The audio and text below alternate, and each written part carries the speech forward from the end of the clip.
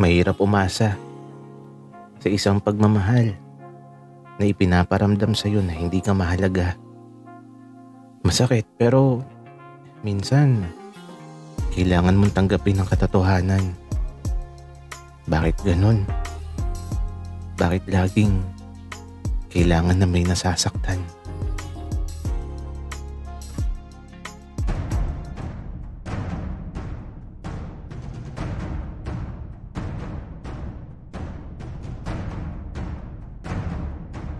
Kaibigan, huwag mong kalimutan mag-subscribe sa aming channel at huwag din kalimutan i-click ang notification bell at subscribe button. Subscribe na!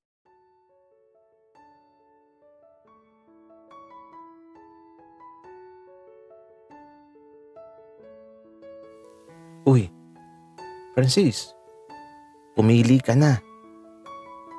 Malulunod o susubo? Eddie, ano ba naman yung pagpipilian? Wala bang ibang pwede?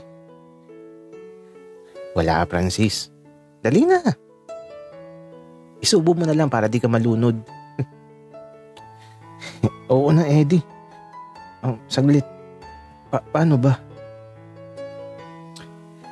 Francis, ipikit mo lang yung mga mata mo at hayaan mong umayon sa kagustuhan mo ang init na nararamdaman mo.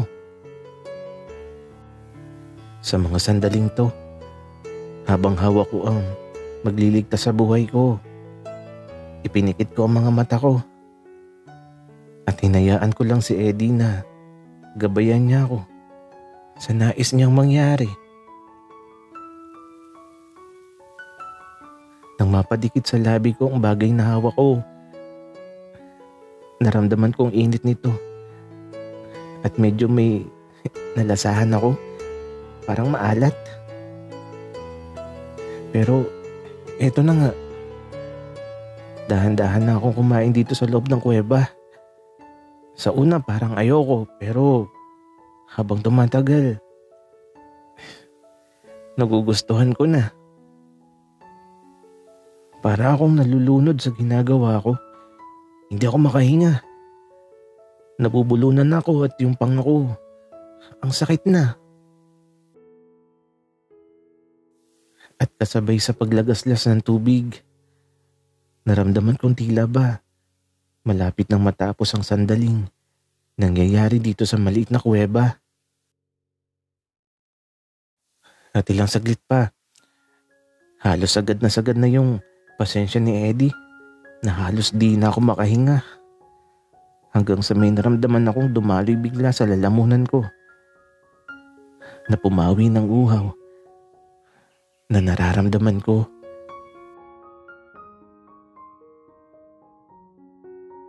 Kasabay nito, tila ba biglang humupa ang init at si Eddie parang nanghina bigla. Ako naman eto, napangiti na lang kasi ewan ko ba, ayaw ko talaga nang nangyari. Pero bakit parang gusto kong maulit? At eto, nagulat ako kasi naman bigla na lang may sumulpot na bata dito sa loob ng kuweba. Gagi talaga. Buti na lang at tapos na kami ni Eddie. Mga kuya, andito lang pala kayo. Nawala kayo bigla eh. Akala namin nalunod na kayo. Oo. Andito lang kami. Hoy, bata. Paano ka nakarating dito? Wika ni Eddie. Kuya. Kumapit ako sa mga bato sa gilid. Kaya nakarating ako dito. Ganun ba? O siya, bumalik ka na doon sa gilid sa labas at kami babalik na din. Opo kuya. At eto, umalis na yung bata. Medyo nag-aalala ako kasi naman napakalakas ang pagbagsak ng tubig mula sa talon. Francis, I love you. Akin ka lang Eddie, bakit? Francis, alam mo, mahal naman kita eh. Ewan ko ba kung bakit. Basta, mahal kita. At kahit anong isipin ng iba, mahal kita. Eddie, seryoso ka ba? Oo naman, Francis. Bakit mo naitanong?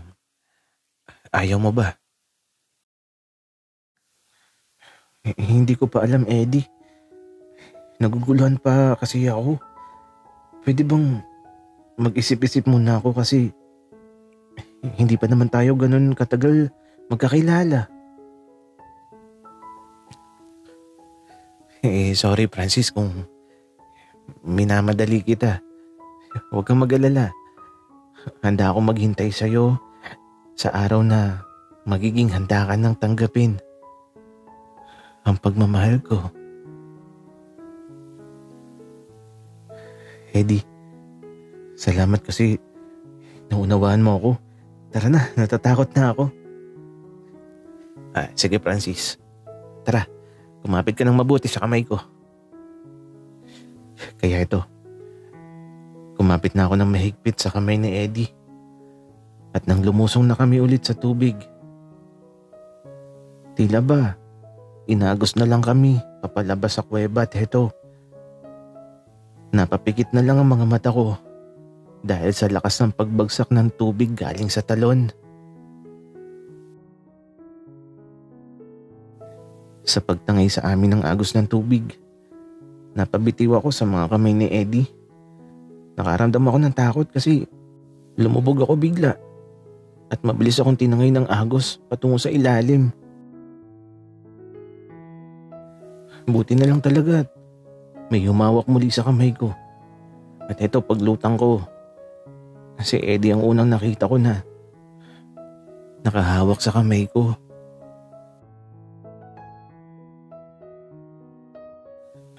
Francis, ano ka ba?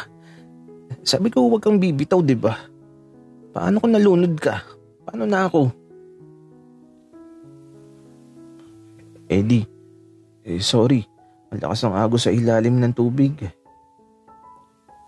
Wika ko, teto. Niyakap niya ako bigla nang napakahigpit.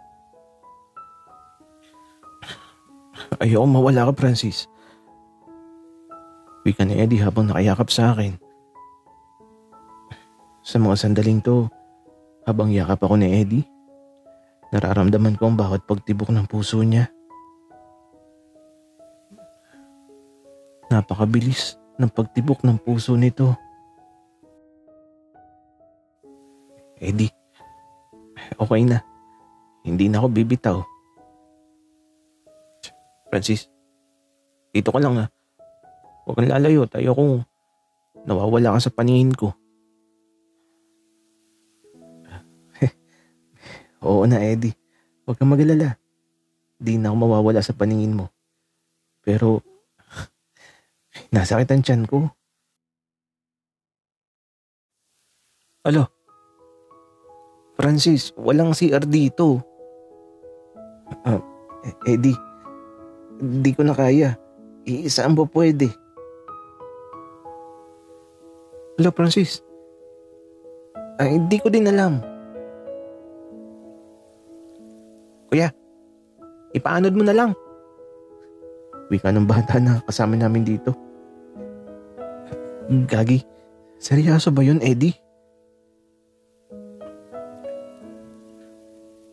Mga bata, umalis kayo dyan. Sige na, Francis. Magtago ka na doon sa likod ng malaking bato. At ipaanod mo na lang yung sama ng loob mo.